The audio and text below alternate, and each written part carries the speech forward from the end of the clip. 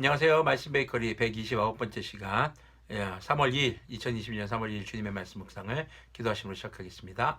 거룩하신 주님 감사합니다. 주님의 말씀을 묵상합니다. 성령님께서 말씀에 조명이 되어 주시옵소서.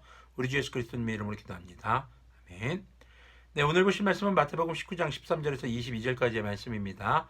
13절부터 보도록 하겠습니다. 그때 사람들이 예수님께 어린이들을 데리고 와서 손을 얹어서 기도하여 주시기를 바랐다. 그런데 제자들이 그들을 꾸짖었다. 그러나 예수님께서 말씀하셨다. 어린이들이 내게 오는 것을 허락하고 막지 말아라. 하늘나라는 이런 어린이들의 것이다. 그리고 그들에게 손을 얹어주시고 거기에서 떠나셨다. 자, 예수님께서 이제 어린아이들을 데리고 와서 안수해 주기를 원하는 사람들에게 그런 기도를 해주시려고 합니다. 그런데 제자들이 그들을 꾸짖습니다. 어린아이들을 가까이 오지 못하게 하는 거죠.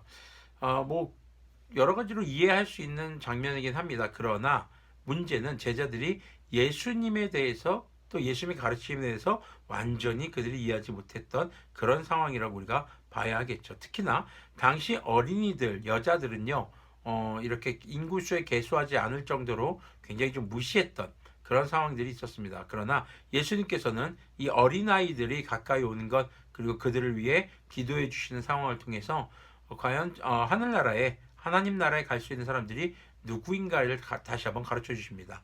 바로 어린아이들과 같은 믿음, 바로 어린이들이 하늘나라는 이런 어린이들의 것이다 라는 것입니다. 그럼 어른들은 하늘나라 못 가는 걸까요? 그것이 아니라 어린아이 같은 순수한 믿음이죠. 어린아이 같은 순수한 믿음이란 과연 무엇일까? 자, 어린아이들은요, 힘이 없습니다. 약합니다. 부모를 의지할 수밖에 없고 어른을 의지할 수밖에 없는 존재들이죠. 그만큼 자신들이 약하고 어리다는 걸 인정합니다. 그리고 자기의 생각보다 부모가 가르쳐주는 그것이 더 삶의 행동의 우선순위가 되는 그런 존재가 바로 어린아이들입니다. 저도 요즘에 지혁이를 키우면서 지혁이가 저희가 하는 행동을 그대로 다 따라하는 하는 것을 봅니다. 특히 우리 저희가 가장 잘하는 것 중에 하나가 기도. 네, 그리고 기도 끝나고 아멘 하는 것. 교회 들어가자마자 기도하는 것이라든가 이런 것들을 볼때 굉장히 제가 행동을 조심해야겠구나라는 생각을 하기도 합니다.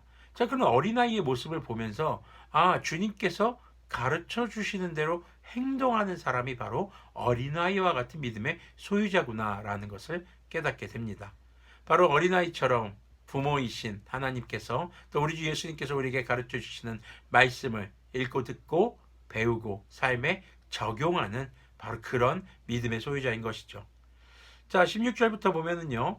그런데 한 사람이 예수님께 다가와서 물었다. 선생님, 내가 영원한 생명을 얻으려고 무슨 선한 일을 해야 합니까? 자, 영생을 얻기 위해서 제가 어떤 선한 행동을 해야 합니까? 라는 겁니다.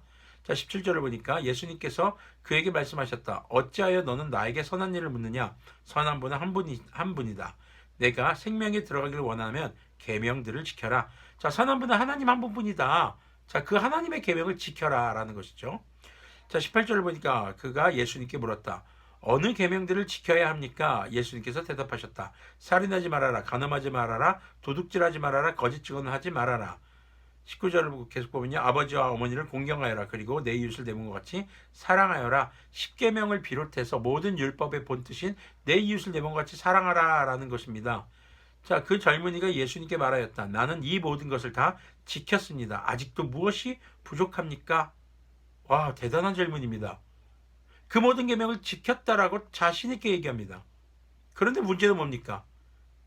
이것만 가지고 영생을 얻는 것에 충분할까? 라는 의심이 그 젊은 청년들에게 들었다는 겁니다. 무엇인가 부족하다라고 지금 느끼고 판단했다라는 것이죠. 자, 예수님께서 이제 말씀하십니다. 21절. 예수님께서 그에게 말씀하셨다. 내가 완전한 사람이 되려고 하면 가서 내 소유를 팔아서 가난한 사람에게 주어라. 그리하면 내가 하늘나라에서 보화를 차지하게 될 것이다. 그리고 와서 나를 따라라. 그러나 그 젊은이는 이 말씀을 듣고 근심을 하면서 떠나갔다. 그에게는 재산이 많았기 때문이다. 예수님께서 그에게 말씀하십니다. 너의 재산을 다 팔아치워서 가난한 사람들에게 주고 나 따라와. 그러면 돼. 이 얘기는 뭘까요? 재산을 소유하는 것이 죄라는 것일까요? 문제라는 것일까요? 재산을 소유하고 있으면 영생에 이르지 못한다는 것일까요? 이런 말씀이 이 부분이 상당히 많은 이단들 사이비 교주들이 활용하는 말씀이기도 합니다. 근데 그런 뜻이 아니죠.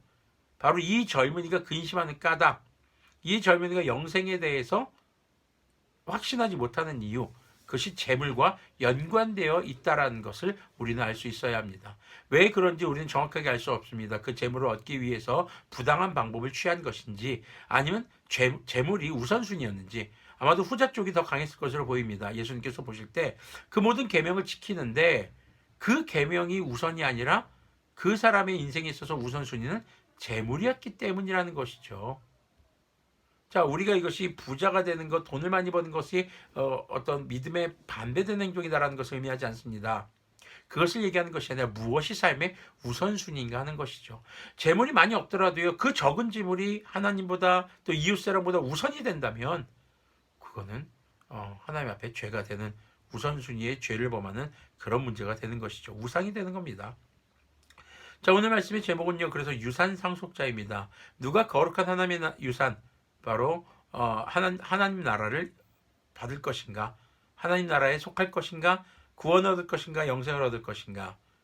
13절부터 15절까지의 말씀은 어린아이와 같은 자, 순수하게 주님을 믿고 따르는 자, 주님의 가르침을 행하는 자, 그리고 모든 율법을 지킨다 하더라도 삶의 우선순위가 하나님이 아닌 자, 주님의 말씀이 아닌 자는 그 모든 믿음의 행위 속에서도 구원에 대한, 영생에 대한 근심을 가지고 살아갈 수밖에 없다라는 그런 말씀을 우리가 보았습니다. 여러분들이 어린아이 같은 믿음, 주님의 말씀을 그렇게 순종하고 지켜 행하며 주님께서 행하신 것을 보고 읽고 배워서 그렇게 닮아가는 그런 진정한 거룩한 유산의 상속자들이 되기를 바랍니다. 기도하겠습니다. 거룩하신 주님 감사합니다. 주님의 말씀을 묵상합니다. 주님, 우리가 어린아이 같은 믿음의 소유자들이 되길 소망합니다. 그리고 주님의 거룩한 유산, 바로 하늘나라의 상속자들이 되길 소망합니다. 주님, 우리가 우리의 욕심, 우리의 우선순위를 내려놓고 오직 주님의 말씀과 우리 주 하나님, 우리 주 예수님을 따라 전 성령님의 충만함을 따라 살아가는 것이 삶의 가장 큰 우선순위가 되기를 소망합니다. 우리 주 예수님의 이름으로 기도합니다. 아멘. 네, 자, 이 부자 청년에 대한 말씀의 마무리는 이제 내일 큐티를 통해서 30절까지의 말씀을 통해서 이루어질 것입니다. 여러분들이 내일 말씀 베이커리를 통해서 오늘의 말씀이 더욱더 온전해지기를 소망합니다. 오늘도 어린아이 같은 믿음으로 온전한 구원을 향해 나아가는 우리가 되기를 소망합니다.